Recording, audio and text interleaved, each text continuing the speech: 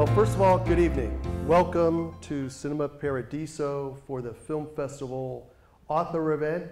It's my pleasure to be here and to talk to you about something that happened in South Florida that I believe we can all learn from. I'd like to first express to you that sometimes in life, the numbers just don't add up.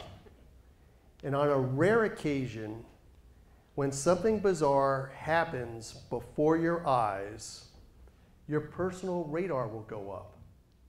And that's what Scott Rothstein did to me. Scott Rothstein was a man who made a point of being everywhere.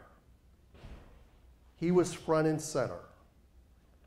And when he appeared in public, which was often, you knew it. That was his style. His story, The Ultimate Ponzi, the Scott Rothstein story, is much more than a story about a man who was flamboyant, who did things over the top, and in many cases, paraded around like a Dick Tracy cartoon character. This is also a story about choices. And frankly, if Scott Rothstein had chosen to practice law as opposed to becoming a scoundrel, he would have been a very successful attorney instead of being a criminal mastermind.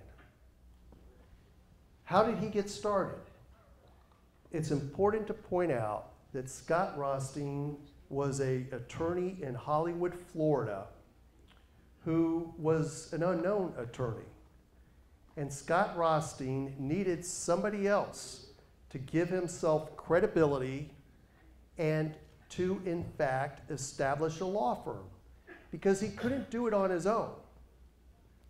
So Scott Rothstein became friends with Stuart Rosenfeld. They were working together, and after a period of 2 years, Scott Rothstein convinced Stuart Rosenfeld to go out on their own.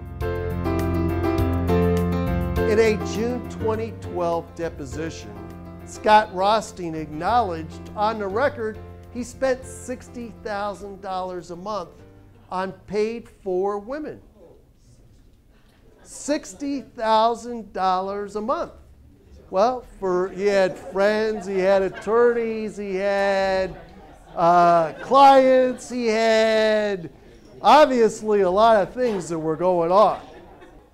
Yes, ma'am. Scott Rothstein in jail or just hiding with the federal government because he's a witness protection program? What's really going on? Scott Rothstein is serving 50 years in jail in a secret prison location because he ratted out 3 mobsters, and for his own safety, they're not saying where he is.